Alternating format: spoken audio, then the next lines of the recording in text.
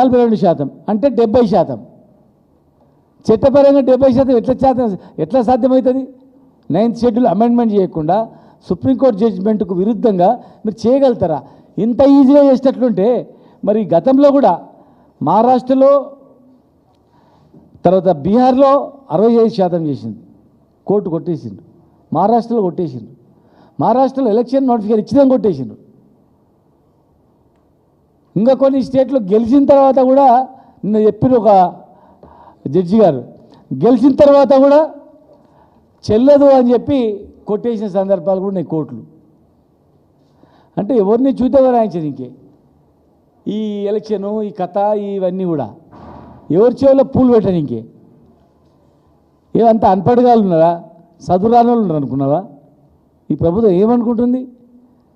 అరే బీసీలకి ఏం చదువురాదు పిదురాదు, ఏదో వాళ్ళు చెప్పింది తింటారు, చూసినావా ఇంత కొట్లాడిన సార్ ఫెయిల్ అయింది అనుకుంటారని చెప్పాను. ఇంకే గెలిచినా చెల్లదని సుప్రీంకోర్టు జడ్జిమెంట్ ఉన్నాక నువ్వు ఎలక్షన్ నోటిఫికేషన్ అయినా రద్దవుతుందని చెప్పి సుప్రీంకోర్టు ఇంటర్ఫేర్ అయ్యి ఆ ఎలక్షన్ రద్దు చేసిన సందర్భాలు ఉన్నాక, ఆర్డినెన్స్లు కొట్టేసినవి సందర్భాలు ఉన్నాక, దేశం మొత్తం మీద ఒక రాజ్యాంగం ఉంది కానీ ఓన్లీ తెలంగాణలో ఇప్పుడు ఒక్కదానికి ఒక రాజ్యాంగం ఉంది, దీనికి ఒక్కదానికి సపరేట్ రాజ్యాంగం రాసిండు అంటే మీరు గట్లేమని చేయడానికి అవకాశం వస్తుంది. ఎట్లా అవుతుంది? మీరు చేయడం వల్ల ఏమవుతుందా? శాసనసభలో తీర్మానం చేసి రాష్ట్రపతి దగ్గర బిల్లు పెండింగ్లో ఉన్నాక మీరు బిల్లు పెండింగ్ ఉన్నాక ఇంత ఈజీగా ఏది ఉంటే ముందే చేయాలి కదా. అన్ని రాష్ట్రాలు కనుక్కోలేదా? మీరు ఒక్కరే కనుక్కున్నారా? ఏడు కనుక్కున్నారు, ఎట్లా కనుక్కున్నారు? ఇదే రాష్ట్రంలో మేము కూడా పెంచినాం, 34% చేసినాం, 50% క్రాస్ అయిందని చెప్పి హైకోర్టు కొట్టేసింది, సుప్రీంకోర్టు కొట్టేసింది. అందుకే మేము తప్పని పరిస్థితులలో 50% కుదించి ఎలక్షన్కి పోయినాం. తప్పని పరిస్థితులలో ఇవాళ మీరు హైకోర్టులో సుప్రీంకోర్టు పరిగణన తీసుకోకుండా అసెంబ్లీ బిల్లు పాస్ చేసేసి ప్రెసిడెంట్ ఆఫ్ ఇండియా దగ్గర ఉన్నాం. మీరు చేయడం అనేది దానికి ఎట్లా అవుతుంది? ఇంట్రాస్టేట్ లెజిస్లేటివ్ కాన్ఫ్లిక్ట్ అవుతుంది. ఇంట్రాస్టేట్ లెజిస్లేటివ్ కాన్ఫ్లిక్ట్స్ అవుతుంది. ఒక అసెంబ్లీ బిల్లు అక్కడ ప్రెసిడెంట్ ఆఫ్ ఇండియా దగ్గర ఉండగా మళ్ళీ సొంత నిర్ణయం తీసుకొని ఇమ్మీడియట్గా అసెంబ్లీ అయిపోయినట్లు సాయంత్రం సృష్టించి పొద్దుగాల పంపించే ఆర్డినెన్స్ అంటే కావాలని మీరు చేస్తున్నట్లు క్లియర్ కనపడుతుంది. అది ఎక్కడ కూడా చెల్లుబాటు కాదు. రాజ్యాంగంలోని ఆర్టికల్ 200, 201, 213లకు దానికి సంబంధించినటువంటి సమస్యలకు కారణమవుతుంది. దీనివల్ల ఒక బిల్లు అక్కడ ఉండగా సుప్రీంకోర్టు విరుద్ధంగా ఎట్లా చేయగలుగుతాం? ఈ దేశంలో ఒకే ఒక్క రాష్ట్రంలో యాక్ట్ అమెండ్మెంట్ చేసుకొని తమిళనాడు రాష్ట్రంలో చేసింది. చేస్తే తమిళనాడు తరహా చేసుకోవాల్సిందే తప్ప దానికి అగ్నిస్ట్ చేయడానికి వీలు లేదు ఎక్కడ కూడా. ఎందుకంటే ప్రతి రాష్ట్రంలో కూడా ప్రతి ప్రభుత్వం అధికారంలో వచ్చే ముందు మేము గెలిచిన తర్వాత తెస్తామంటున్నారు, ప్రయత్నం చేస్తామంటున్నారు. తెచ్చిర్రు, పోయినరు. పోయిన తర్వాత సక్సెస్ఫుల్ తీసుకుంటారా, ఫెయిల్యూర్ తీసుకుంటారా? సక్సెస్ఫుల్ని ఉదాహరణ తీసుకొని ముందుకోవాలి. ఫెయిల్ అయినటువంటిది రకరకాల పద్ధతుల తర్వాత ఫెయిల్ అయిన తర్వాత సక్సెస్ అయింటుంది. సక్సెస్ కావడానికి కారణాలు తీసుకొని దావైపు పోవాలి కానీ ఫెయిల్ అయినటువంటి తీసుకొని వాళ్ళు చేసినట్టు చేసినాం, వీళ్ళు చేసినట్లు చేసినాం అనేది బీసీలను మోసం చేసినట్లు కాదా? ఇంకెన్ని సంవత్సరాలు మోసం చేస్తారు? ఇంకెన్నేళ్ళు మోసం చేస్తారు? దానికి చెల్లుబాటు కాదు అది. దయచేసి మీ పార్టీలో ఉన్నటువంటి బీసీ నాయకత్వం కూడా ఒప్పుకోవట్లేదు. వాళ్ళ చేతిలో ఉన్నటువంటి కార్పొరేషన్ చైర్మన్లు ఇస్తలేరు, వాళ్ళ చేతిలో ఉన్నటువంటి ఆర్టీఏ కమిషనర్లు మాకేమీ ఇస్తలేరు. ఏదైనా కార్పొరేషన్ అక్కడ ఇక్కడ వస్తే పనికిమాలే మాకు పడేస్తుర్రు. ఇలా మంత్రి పదవులు ఉంటే సగం మంత్రి పదవులు రావట్లేదు. ఎంబీసీలకు మంత్రి ఇస్తలేరు, యాదవులకు లేదు, కురువులకు లేదు, మునుగు కాపులకు లేదు, ఎవరికీ లేదు. ఇచ్చిన మంత్రి పదవులు పెద్ద పెద్ద రెవెన్యూ శాఖ ఉంది. రెవెన్యూ శాఖ ఏమైంది? శ్రీహరి గారికి ఆయన బాధపడుతున్నాడు. నన్ను బదనాం చేయడానికి ఇచ్చిన శాఖ పైసలు గీసలు ఏం చేయడానికి అని చెప్పి మార్చి ఇచ్చేయండి, రేపు మీకు చిత్తశుద్ధి ఉంటే. ఆయన బాధపడుతున్నాడు, కొత్త వచ్చిండు. ఫస్ట్ క్లాస్ సమర్థవంతంగా నిర్వహిస్తాడు శ్రీహరి గారు. ఇమీడియట్గా ఇచ్చేయండి.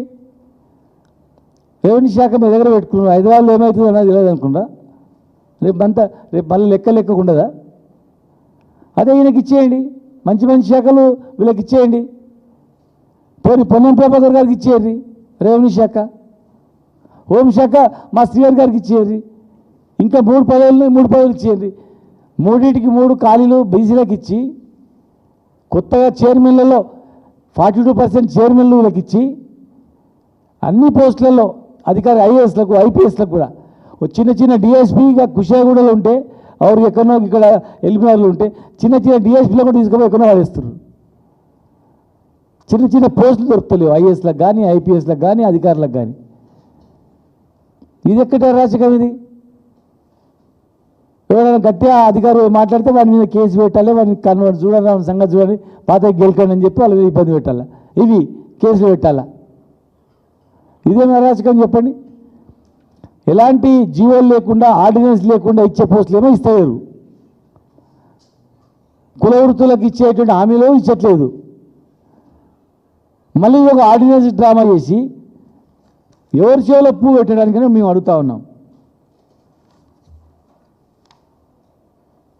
ఈ చట్టబద్ధత లేని బిల్లులు పెట్టి ఆర్డినెన్స్ తెచ్చి ఎవరిని మోసం చేయాలని మీరు ప్రయత్నం చేస్తూ ఉన్నారు.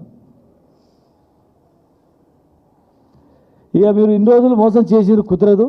దయచేసి ఈ ప్రభుత్వం వెంటనే స్పందించాల్సిన అవసరం ఉంది. మీరు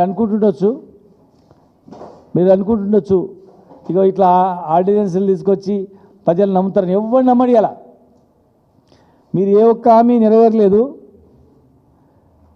ప్రజలందరూ కూడా గమనిస్తున్నారు. రుణమాఫీ మొత్తం కాలేదు. ఏ ఊర్లో అవుతుందో చెప్పండి అని సవాల్ విసురుతున్నారు.